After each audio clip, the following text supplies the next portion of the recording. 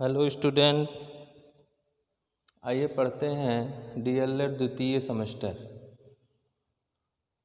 द्वितीय सेमेस्टर के अंतर्गत हम लोग पढ़ रहे थे मुस्लिम शिक्षा के बारे में।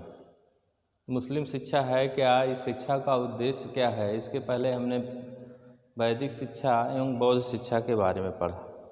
मुस्लिम शिक्षा पद्धति को हम लोग पढ़ चुके हैं।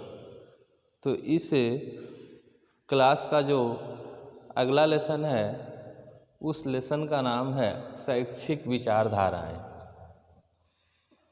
शैक्षिक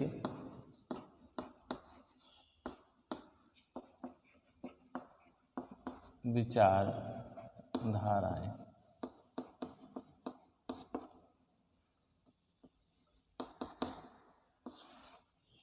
तो शैक्षिक विचारधारा कहने का मतलब ये है कि संसार में जितने वाद हुए, संसार के प्रमुख शिक्षा शास्त्रियों के विचार एवं उनके शिक्षा संबंधी दर्शन को हम लोग पढ़ेंगे।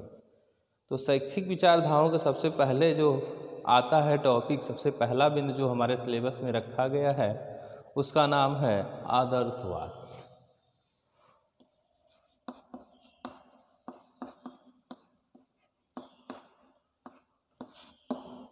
शैक्षिक विचारधाराओं में या शिक्षा दर्शन के अंतर्गत सबसे पहला वाद हमारा आता है आदर्शवाद, जिसे इंग्लिश में हम आइडियलिज्म के नाम से जानते हैं।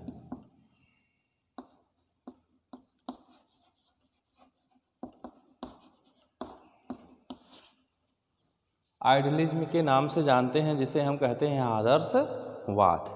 तो आइए पढ़ते हैं इस आदर्शवाद को। आखिर ये आदर्शवाद है क्या। अगर हम हिंदी में इसे तोड़ें तो ये दो शब्द निकलेंगे। पहला शब्द निकलेगा आदर्श और दूसरा निकलेगा वाद। आदर्श जैसा आप जानते हैं, आदर्श मतलब होता है अच्छा। आदर्श मतलब अच्छा और वाद मतलब होता है सिद्धांत।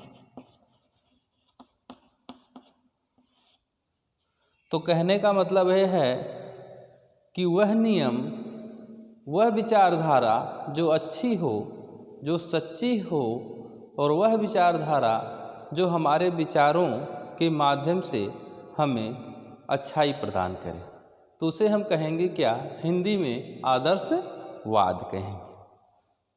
लेकिन अगर हम इस आइडियलिज्म शब्द को लेते हैं, इंग्लिश वाले शब्द को, तो ये भी दो शब्दों से मिलकर बना है। पहला शब्द है आइडिया और दूसरा शब्द है लिज्म। तो ये हो गया आइडियलिज्म। आइडिया का अर्थ आप लोग जानते हैं, आइडिया का अर्थ होता है विचार, और लिज्म का अर्थ होता है वाद या सिद्धांत।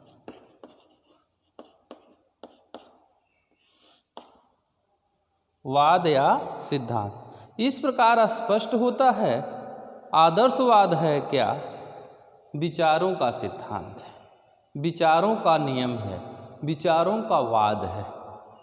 तो आदर्शवाद के अंतर्गत वह नियम, वह सिद्धांत जिसमें विचारों को सर्वश्रेष्ठ मान्यता दी गई है, उसे हम आदर्शवाद के रूप में जानते हैं। तो कहने का मतलब अगर एक लाइन में कहा जाए कि वह वाद जो अच्छे विचारों को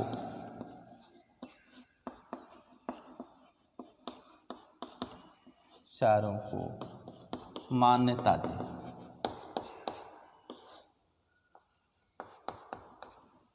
वह वाद जो अच्छे विचारों को मान्यता दे, उसे हम क्या कहेंगे, आदर्शवाद कहेंगे।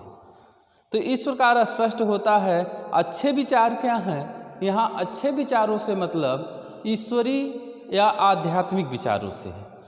तो इस प्रकार होगा कि वह वाद जो ईश्वरीय तत्वों, ईश्वरीय विचारों, ईश्वरीय मान्यता को मान्यता प्रदान करे, उसे हम कहेंगे आदर्शवाद कहें।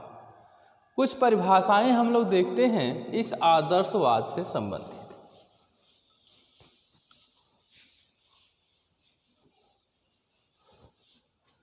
किलपैट्रिक की परिभाषा है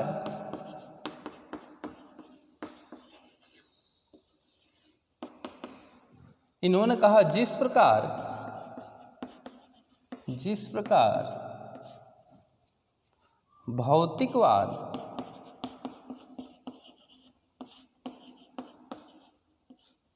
पदार्थ को श्रेष्ठ मानता है, पदार्थ मतलब वस्तु,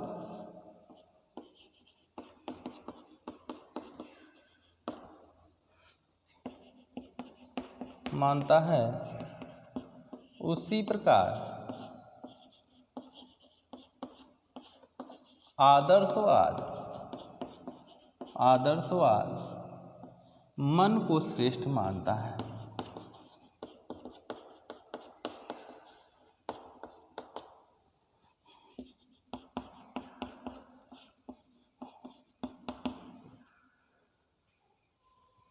हेंडरसन की एक परिभाषा है, हेंडरसन, इन्होंने कहा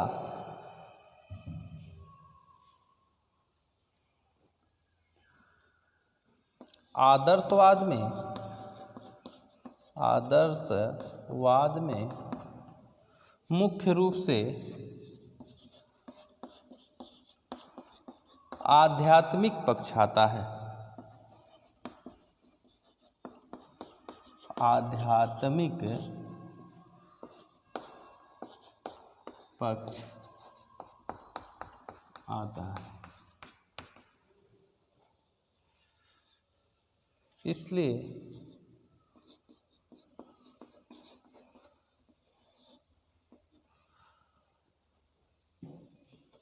हमारे या मनुष्य के जीवन में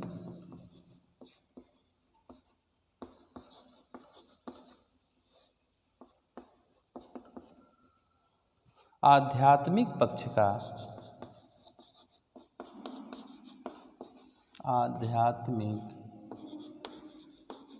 का महत्वपूर्ण स्थान है।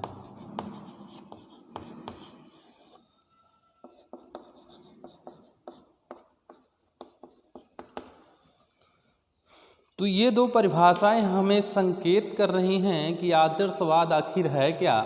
जैसा कि किलपैट्रिक के यहाँ जिस प्रकार भौतिकवाद पदार्थ को श्रेष्ठ मानता है, भौतिकवाद मतलब वास्तविकवाद, इस भौतिकता वाला सब, मतलब जो कुछ दिखाई दे रहा है, जो वस्तुएं दिखाई दे रही हैं, वो सब क्या है, सत्य है।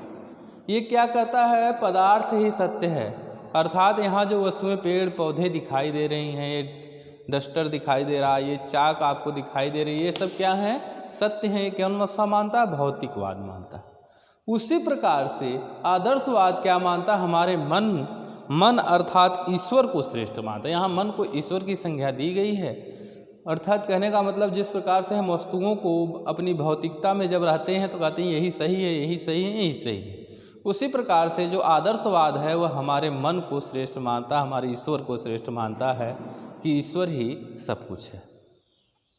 यहाँ हेंडरसन स्पष्ट रूप से कह रहे हैं कि आदर्शवाद में मुख्य रूप से आध्यात्मिक पक्ष आता है, इसलिए मनुष्य के जीवन में आध्यात्मिक पक्ष का महत्वपूर्ण स्थान। तो इनका कहने का मतलब ईश्वरीय पक्ष आता है। ईश्वर आदर्शवाद में ईश्वर से संबंधित विचारों, ईश्वर से संबंधी मान्यताओं का क्या है, अध्ययन किया जाता है। और इनका कहना है क्योंकि ईश्वरीय तत्व आता तो ईश्वर, ये जो मनुष्य हैं वो ईश्वर की पूजा करते हैं, ईश्वर की पूजा पाठ करते हैं, ईश्वर को मान्यता प्रदान करते हैं, इसलिए मनुष्य के जीवन में इस आदर्शवाद का या आध्यात्मिक पक्ष का महत्वपूर्ण स्थान होता है। तो इन परिभाषाओं से स्पष्ट यही हो रहा है कि आदर्शवाद है क्या। आदर्शवाद ईश्वर के अच्छे विचारों से संबंधित है। आदर्शवाद वह वाद है जिसमें आध्यात्मिक पक्ष महत्वपूर्ण स्थान रखता है, या वह सिद्धांत जो ईश्वरीय तत्वों या आध्यात्मिक तत्वों पर आधारित हो उसे हम क्या कहते हैं, आदर्शवाद कहते हैं। तो ये आदर्शवाद की क्या हो गई, हमारी भूमिका हो गई।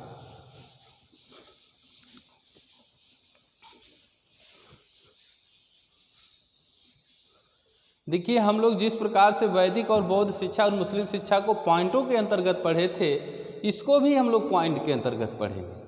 आदर्शवाद हमको पढ़ना है, 3 वाद पढ़ने हैं हमको, आदर्शवाद, प्रकृतिवाद और प्रयोजनवाद। तो पहला हम लोग पढ़ रहे हैं क्या, आदर्शवाद पढ़ रहे हैं।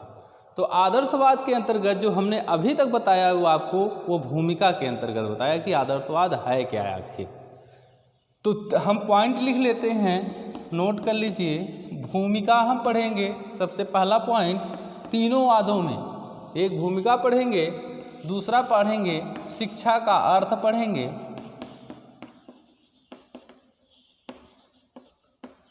तीसरा पढ़ेंगे पाठ्यक्रम, चौथा पढ़ेंगे शिक्षण विधि,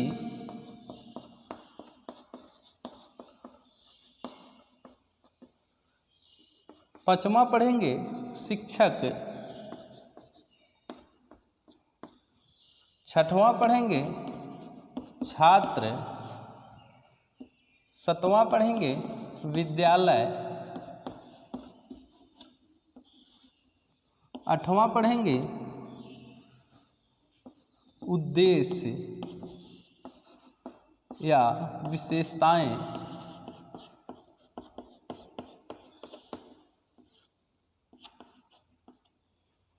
नौवां पढ़ेंगे हम लोग प्रासंगिकता,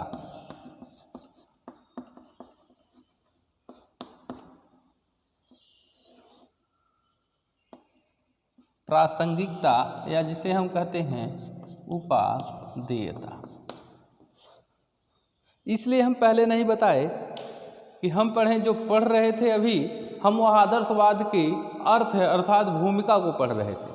हम तीनों वादों में भूमिका पढ़ेंगे, शिक्षा का अर्थ मतलब इस वाद के अनुसार शिक्षा का क्या अर्थ है, इस वाद में के अनुसार क्या क्या पाठ्यक्रम होना चाहिए, इस वाद के में कौन कौन सी शिक्षण विधियां प्रचलित थीं, इस वाद में शिक्षक कैसा होना चाहिए, इस वाद में छात्र कैसा होना चाहिए, इस वाद में विद्यालय का क्या स्वरूप होना चाहिए, इस वाद की उस उद्देश्य और विशेषताएं क्या है, और यह वाद आज के समय में कितना प्रासंगिक है, या यह वाद आज के जीवन में हमको क्या दिया है, ये सब प्रासंगिकता या उपादेयता के अंतर्गत पढ़ेंगे।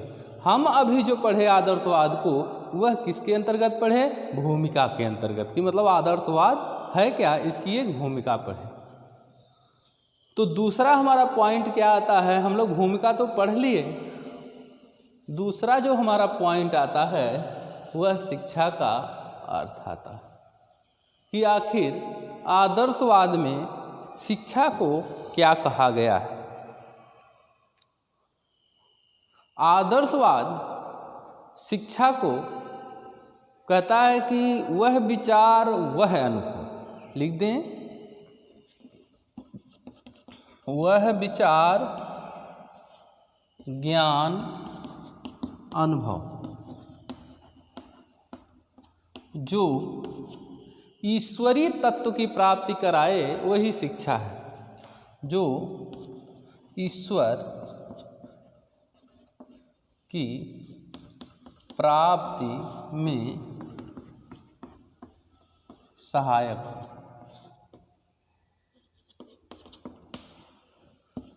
मतलब हम चाहे जहाँ से विचार लें, चाहे जहाँ से ज्ञान प्राप्त करें, चाहे जहाँ से ज्ञान को सुदृढ़ बनाएं, लेकिन शिक्षा वही है जो हमें क्या करे, ईश्वर के नज़दीक ले जाए, या ईश्वर क्या है इसके बारे में बताए, या अध्यात्म क्या है इसके बारे में बताए, वही क्या है, हमारी शिक्षा है। तो याद रखेंगे आदर्शवाद कहता है कि हम चाहे जहाँ से कुछ भी ग्रहण कर लें, कहीं से भी ग्रहण कर लें, लेकिन वह ज्ञान, वह जो हमारा विचार है, वह जो हमारा अनुभव है, वह क्या है, ईश्वर तक जाना चाहिए, या वह ज्ञान अनुभव हमें ईश्वर की प्राप्ति की ओर ले जाए, उसे ही हम क्या कहेंगे, शिक्षा कहेंगे। तो आदर्शवाद क्या है और आदर्शवाद के अनुसार शिक्षा किससे कहते हैं।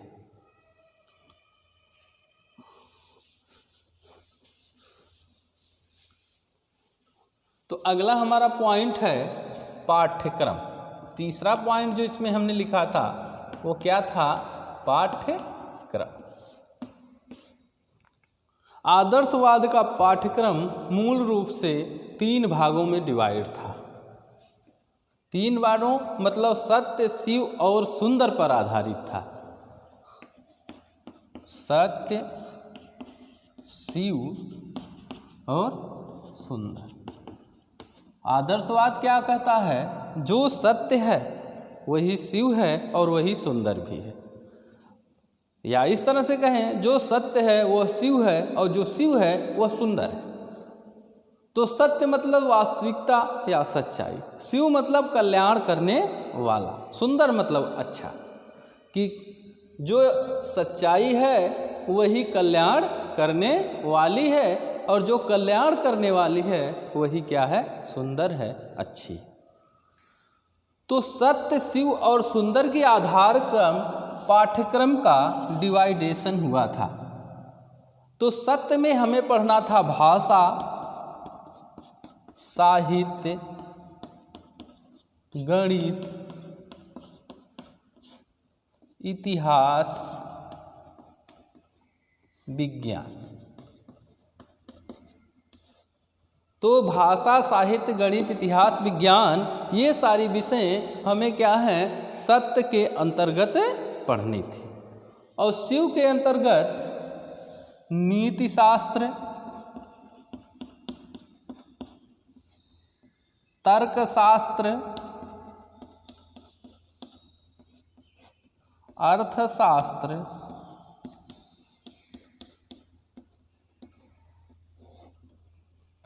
समाजशास्त्र, राजनीति,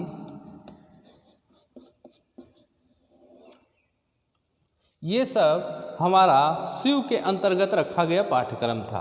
और सुंदर के अंतर्गत कला, नृत्य, संगीत। कला, नृत्य और संगीत ये सब सुंदर के अंतर्गत रखे गए पाठ्यक्रम थे। तो एक बात फिर से रिपीट करते हैं, पाठ्यक्रम क्या है, क्या पढ़ाया जाता था आदर्शवाद में, या आदर्शवाद किन पाठ्यक्रमों को मान्यता देता है। आदर्शवाद का पाठ्यक्रम 3 महत्वपूर्ण बिंदुओं पर आधारित था, सत्य, शिव और सुंदर। तो सत्यम शिवम सुंदरम जो आप सुनते हैं यह आदर्शवाद की ही देन है। सत्य मतलब सच्चाई या वास्तविकता, शिव मतलब मंगल या कल्याण की भावना और सुंदर मतलब अच्छा। तो कहा गया जो सत्य है, जो वास्तविक है, जो सच्चाई है वह कल्याण करने योग्य है और जो कल्याण करने योग्य है वही क्या है? सुंदर। अर्थात वास्तविकता वही अच्छी है जो कल्याण करे और जो कल्याण करे वही अच्छी है, वही सुंदर है। तो भाषा, साहित्य, गणित, इतिहास और विज्ञान सत्य के अंतर्गत, नीति शास्त्र, तर्कशास्त्र, अर्थशास्त्र, समाजशास्त्र और राजनीति शास्त्र शिव के अंतर्गत, और कला, नृत्य और संगीत ये सब सुंदर के अंतर्गत रखे गए विषय थे। ओके, अगले दिन हम पढ़ेंगे इसका नेक्स्ट पार्ट।